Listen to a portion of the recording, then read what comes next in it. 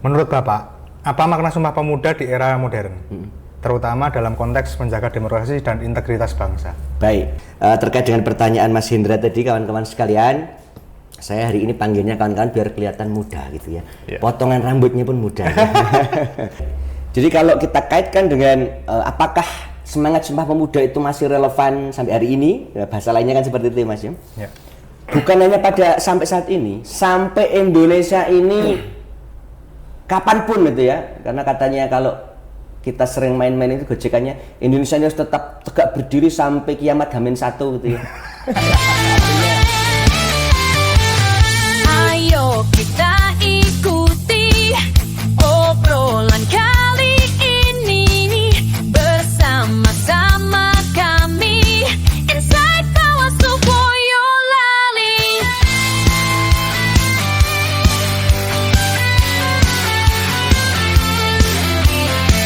Inside Bawaslu Boyolali. Assalamualaikum warahmatullahi wabarakatuh. Salam sejahtera untuk kita semua.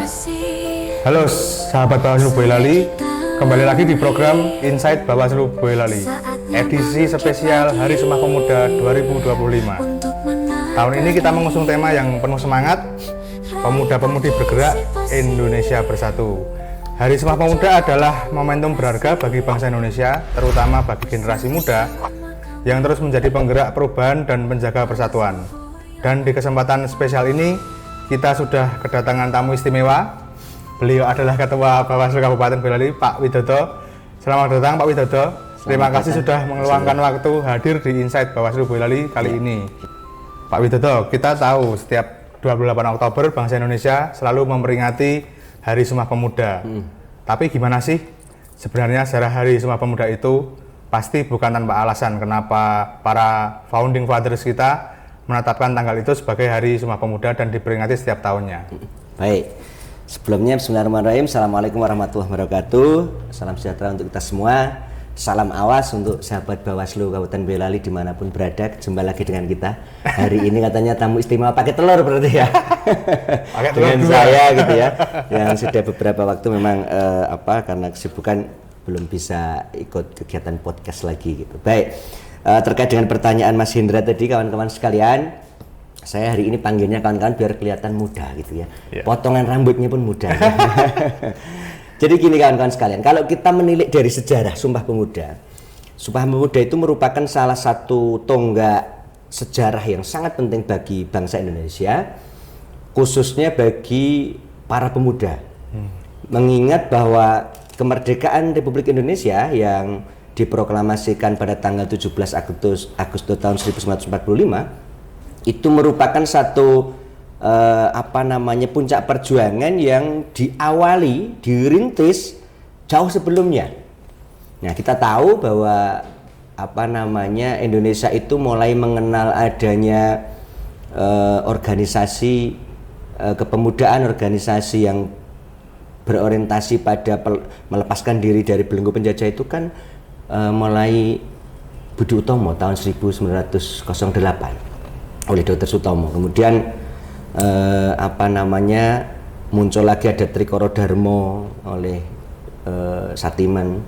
Kemudian lagi muncul Perhimpunan Indonesia tapi di negeri Belanda sana yang diketuai oleh Dr. Andes Muhammad Hatta gitu.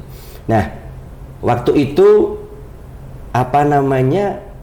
peran-peran pemuda itu sifatnya masih banyak yang ke daerahan maupun kelompok, dan mungkin situasi dan kondisi era terjajah itulah yang menyebabkan hal itu terjadi kan, karena memang kalau kita bicara masalah bangsa Indonesia, sebutan bangsa Indonesia itu kan baru lahir kalau tidak salah tahun 1923 yang sampaikan di tulisan Tan Malaka itu ya. Jadi sebelum itu ya memang kita itu hanya sebutannya itu Nusantara, terdiri dari banyak pulau, banyak suku bangsa, banyak agama dan juga kebudayaan gitu yang disatukan justru oleh rasa perasaan senasib dijajah oleh Belanda mulai dari Sabang sampai Merauke. Nah, kemudian setelah muncul politik etis, akibat politik etis banyak sekali generasi muda Indonesia yang khususnya dari kalangan priayi maupun ningrat yang kemudian mendapatkan pendidikan Belanda, tentu kesadaran untuk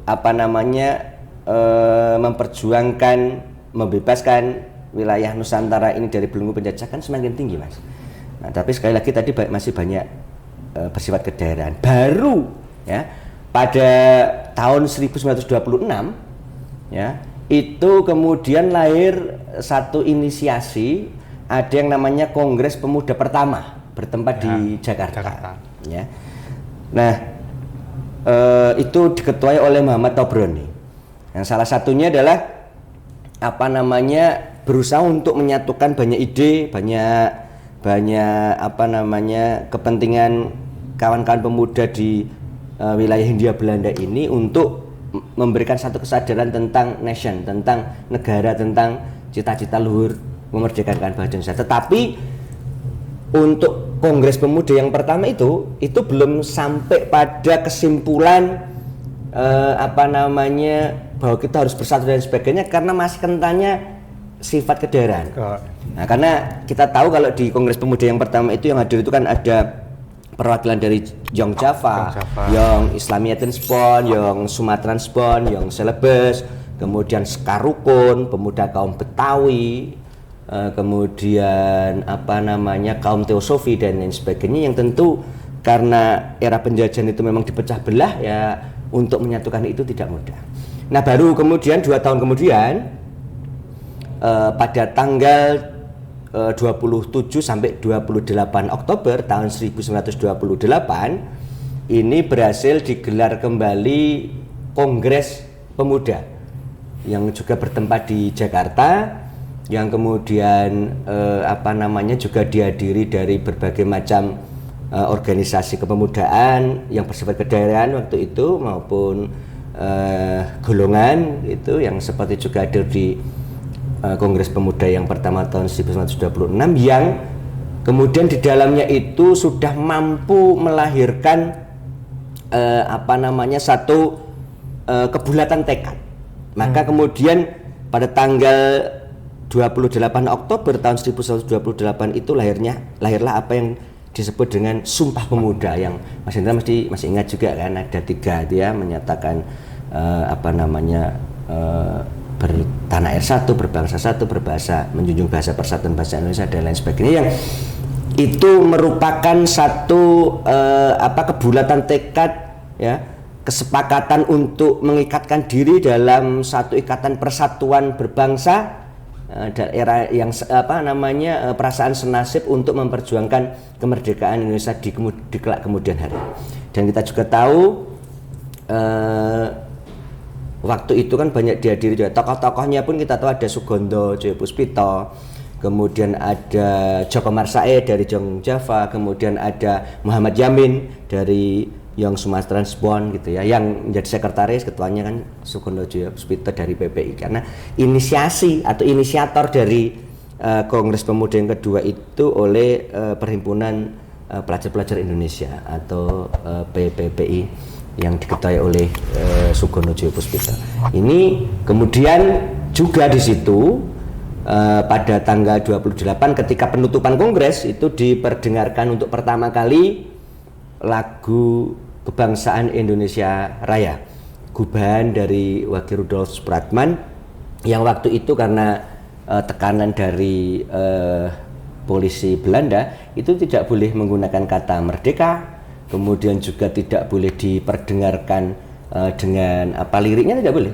Itu hanya menggunakan gesekan biola yang ternyata luar biasa, kemudian menggugah semangat kebangsaan pemuda Indonesia. Nah, tonggak sejarah inilah yang tadi saya kaitkan dengan apa yang ditanyakan oleh Mas Hendra menjadi sangat penting, karena mulai saat itu timbul kesadaran ya, karena ada Sumpah Pemuda itu 3 poin yang tadi saya sebutkan di awal tadi, seluruh bangsa Indonesia ini khususnya para pemuda itu menjadi merasa nasib sepenanggungan, harus ada satu persatuan untuk mewujudkan cita-cita memerdekakan bangsa dan negara. Seperti itu. Nah, luar biasa Pak Toto. Dari sejarahnya aja sudah terasa betapa kuat semangat persatuan para pemuda saat itu. Nah, kita kaitkan dengan kondisi saat ini Pak Toto. Menurut Bapak, apa makna Sumpah Pemuda di era modern? terutama dalam konteks menjaga demokrasi dan integritas bangsa. Baik. Jadi kalau kita kaitkan dengan apakah semangat Sumpah Pemuda itu masih relevan sampai hari ini, ya, bahasa lainnya kan seperti itu, Mas. Ya. Bukan hanya pada sampai saat ini, sampai Indonesia ini kapanpun itu ya, karena katanya kalau kita sering main-main itu gojekannya Indonesia ini harus tetap tegak berdiri sampai kiamat H-1 gitu ya. Artinya betul-betul harus lestari, langgeng sampai kapanpun, harapannya kemudian menjadi negara yang maju sejahtera bagi bangsa Indonesia gitu. Apakah relevan? Sangat relevan. Bahkan harus selalu digaungkan agar terus relevan sampai kapanpun. Mengingat kita tahu Indonesia ini setelah diproklamasikan kemerdekaannya pada tanggal 17 Agustus 1945 itu menghadapi satu kenyataan ya, bahwa memang kita ini banyak perbedaan sebenarnya. Ya, ada sukunya banyak sekali, ya, ribuan suku, pulaunya juga ribuan pulau, budayanya juga ribuan budaya, bahasanya. Nah, maka kemudian dengan semangat Sumpah Pemuda yang di dalamnya itu ada persatuan itu yang kemudian diikat dengan semboyan Bhinneka Tunggal Ika, maka itu menjadi bukan hanya penting tetapi menjadi salah satu pondasi tetap berdirinya negara kesatuan Republik Indonesia. Dan kalau dikaitkan siapa pelakunya gitu ya memang harus pemuda. Maka kalau Bung Karno menyampaikan beri saya 10 pemuda kan saya guncangkan dunia gitu. Karena memang pemuda itu kalau dalam bahasa Jawa ya itu biasanya orang sapu kawating bongso. Sapu kawating negara. Artinya sapu kawat ya bisa dibayangkan itu sapu aja yang dari lidi kalau sudah bersatu kuat, apalagi dari kawat itu ya kuat sekali gitu. Karena memang pemuda mulai dari sejarah berdirinya pergerakan Indonesia yang kemudian menjadi titik puncaknya menjadi proklamasi kemerdekaan, seluruhnya banyak diinisiasi digerakkan oleh pemuda. Ya, kita tahu sebelum era proklamasi, satu hari sebelumnya itu Presiden Soekarno waktu itu belum presiden ya, Bung Karno, Bung Hatta sempat bahkan diculik, diasingkan ke Rengas Dengklok oleh pemuda Menteng 31 itu ya. Karena memang semangatnya, girohnya luar biasa ya. Salah satunya berkat semangat Sumpah Pemuda yang digaungkan tahun 1928. Nah, terkait dengan kaitannya untuk memperkuat demokrasi ya harus. Kenapa? Karena negara kesatuan Republik Indonesia merupakan negara republik yang pasti implementasinya ya, yang manifestasinya itu pasti menjadi negara demokrasi, di mana ada pergantian kepemimpinan setiap 5 tahun, baik pusat di daerah, kemudian ada pembagian trias politika dan lain sebagainya. Nah, kalau pemuda itu kemudian tidak selalu menggaungkan semangat persatuannya, semangat membela tanah airnya, semangat membela sejarahnya dan lain sebagainya, ya tentu siapa lagi yang mau mengisi kemerdekaan. Nanti akan ada lost generation kalau semangat itu tidak sampai dijaga terus. Ini berbahaya. Maka kalau kaitannya dengan demokrasi, Sumpah Pemuda sangat erat kaitannya menjadi satu inspirasi agar demokrasi tetap tegak berdiri dan dijaga bersama-sama oleh warga negara Indonesia, khususnya pemuda. Nah, selanjutnya Pak, kalau kita lihat semangat pemuda dulu adalah semangat menyatukan bangsa. Sekarang semangatnya mungkin berbeda. Bagaimana Bawaslu memaknai semangat Sumpah Pemuda dalam menjaga demokrasi dan mengawasi pemilu yang jujur, adil, dan partisipatif? Baik. Jadi kalau dikaitkan dengan tugas-tugas Bawaslu atau ya tugas kita semua sih sebenarnya untuk kemudian mengawal demokrasi agar demokrasi ini bisa berjalan sebagaimana mestinya ya. Kalau kemudian kita tilik di dalam aturan perundang-undangan, demokrasi yang berjalan sebagaimana mestinya itu adalah demokrasi yang berjalan sesuai dengan asas-asas demokrasi yang baik, asas-asas pemilu yang baik, langsung, umum, bebas, rahasia, jujur, dan adil. Tugas pemuda yang menjaga itu semua, Mas. Ya, menjaga itu semua agar proses pelaksanaan implementasi demokrasi tentu melalui kegiatan pemilu maupun pemilihan atau pilkada ini bisa berjalan sesuai dengan asas-asas yang sudah ditentukan itu. Nah, pemuda itu mempunyai beban yang sangat tinggi karena di pundak pemuda lah hal itu mestinya menjadi tanggung jawab gitu. menjadi tanggung jawab untuk menjaga agar demokrasi bisa berjalan dengan baik, berjalan dengan berintegritas gitu. Kalau kita bukan pemuda, kemudian siapa lagi? Ya. Tetapi kondisinya sekarang kadang-kala membuat kita agak mengelus dada memang. Iya. Banyak sekali generasi muda yang sudah kehilangan jati dirinya, utamanya mengenali sejarah perjuangan bangsanya. Makanya kalau saya, bukan karena saya ini kan disebut pemuda, umurnya sudah 46 tahun gitu ya, bukan disebut tua, belum tua-tua amat juga gitu, tapi semangatnya kan tetap harus semangat muda. Kalau menurut PBB itu pemuda sampai 63 tahun, Pak. Oh iya, lumayan, berarti saya Iya. masih di tengah-tengah ya, masih Jadi sangat muda gitu. Sampai 63 tahun Sangat itu kita muda, masih ya. pemuda. Baik. Nah, artinya apa? Semangat inilah yang harus selalu kita gaungkan, semangat ini harus kita tularkan. Maka kemudian di program Bawaslu Kabupaten Boyolali salah satunya kita sering melakukan kegiatan roadshow, mengajak kepada pemuda, utamanya yang tergabung di organisasi mahasiswa, kemudian di pelajar, organisasi kepemudaan dan lain sebagainya, untuk terlibat langsung di dalam proses pengawasan partisipatif, yaitu pengawasan yang berasal dari masyarakat, utamanya pemuda, untuk menjamin keterlangsungan proses demokrasi ini agar berjalan sebagaimana mestinya tadi yang saya sampaikan, menjaga integritasnya dan menghasilkan pemimpin maupun wakil-wakil rakyat yang berintegritas pula. Nah, kalau kita bicara soal pemuda hari ini, tentu yang kita maksud adalah para generasi Z, Iya. Gen Z, generasi yang tumbuh dengan teknologi, cepat beradaptasi dan penuh kreativitas. Betul. Nah, menurut Bapak, Gen Z yang keren itu seperti apa sih, Pak? Dan pesan Bapak untuk para generasi Z yang nantinya pasti akan berkesempatan memimpin negeri ini? Baik. Kalau dikaitkan dengan generasi Z ya, anak-anak kita semua gitu ya, yang mulai dari kecil sudah melek teknologi dan lain sebagainya, kemudian kalau dihubungkan bagaimana sih pandangan saya terkait dengan generasi Z yang kreatif gitu. Nah, generasi Z yang kreatif adalah generasi Z yang intelektualitasnya, skillnya, knowledge-nya itu berkembang pesat, tetapi tetap tidak kehilangan jati diri dan budaya dia sebagai orang Indonesia. Ya. Nah, ini penting saya kira karena kita sebagai warga negara Indonesia mempunyai satu corak ragam budaya yang berbeda. Kita orang Timur ya, yang kemudian tentu cara pandang kita terkadang berbeda dengan orang-orang Barat sana. Dan itulah yang membedakan dan menjadi jati diri kita. Contoh yang paling sederhana, budaya gotong royong, ya kan? Budaya sering bermusyawarah, gitu ya. Kemudian budaya saling mengenal tetangga, ya kan? Budaya saling hormat menghormati, sopan santun dan lain sebagainya.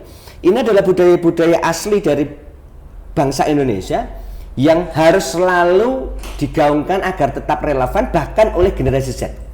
Sehingga generasi Z yang lahir di Indonesia ke depan yang kemudian mau tidak mau akan mewarisi tongkat estafet kepemimpinan Indonesia, itu adalah generasi Z yang siap ya secara lahir dan batin, material dan spiritual, tentu tetap mendalami ajaran agamanya masing-masing dan dijalankan dengan sebaik-baiknya, yang dilindungi tentu oleh Undang-Undang Dasar, tetapi tetap harus menjadi anak yang secerdas Einstein ya, secerdas Pak Habibie kalau di Indonesia dan lain sebagainya, yang melek teknologi ya, tidak ketinggalan zaman, kreatif dan lain sebagainya, tapi sekali lagi tidak kehilangan jati diri sebagai bangsa Indonesia, tetap menjunjung budaya Indonesia. Ya, terima kasih banyak Pak Widodo atas pandangan dan pesan yang sangat menginspirasi. Sebelum kita akhiri, bolehkah Bapak menyampaikan pesan atau ajakan bagi seluruh pemuda dan pemudi, khususnya di Boyolali, dalam memperingati Hari Sumpah Muda tahun ini? Pesan saya kepada seluruh generasi muda di Kabupaten Boyolali, yang pertama, jangan pernah sekali-kali melupakan sejarah. Nah, tetapi memang konteks melupakan itu tidak hanya dalam kata-kata, tetapi mau tidak mau generasi muda harus mau belajar tentang sejarah pergerakan bangsa Indonesia sampai hari ini, mulai dari awal-awal munculnya kesadaran untuk berbangsa dan bernegara. Itu penting saya kira sebagai satu landasan sebagai satu pengingat bahwa generasi muda itu mempunyai peran yang sangat besar di dalam lahir dan tegak berdirinya negara Kesatuan Republik Indonesia. Itu yang pertama. Kemudian yang kedua, saya berpesan jadilah generasi muda yang kreatif, generasi muda yang selalu mau belajar, generasi muda yang tidak mudah menyerah, bersifat fighter gitu ya, mengejar cita-citanya agar pada waktunya nanti ketika generasi yang lebih tua itu karena seleksi alam harus lengser, harus menepi dari kehidupan berbangsa dan bernegara, bermasyarakat, itu generasi muda khususnya di Kabupaten Boyolali sudah siap, kemudian siap lahir dan batin, sehingga harapannya Boyolali di tahun-tahun yang akan datang bisa menjadi daerah yang lebih maju, lebih sejahtera, lebih nyaman ditinggali ya. Generasi mudanya dan kemudian juga generasi yang nanti lahir setelahnya adalah generasi muda yang betul-betul menjadi generasi idaman bagi setiap orang, seperti itu Mas Indra. Nggih, luar biasa sekali. Terima kasih sekali lagi pada Pak Ketua Bawaslu Kabupaten Boyolali, Pak Widodo, atas waktunya di Insight Bawaslu Boyolali kali ini. Spesial Hari Sumpah Pemuda 2025. Semoga semangat Sumpah Pemuda terus hidup di hati kita semua. Amin. Menjadi pengingat bahwa pemuda dan pemudi Indonesia adalah kekuatan utama dalam menjaga persatuan, kejujuran, dan demokrasi. Saya Hendrawan Wijaya pamit undur diri. Sampai jumpa di episode Insight Bawaslu Boyolali berikutnya. Salam awas. Assalamualaikum warahmatullahi wabarakatuh. Waalaikumsalam. Terima kasih. Bersama-sama kami Bawaslu Boyolali.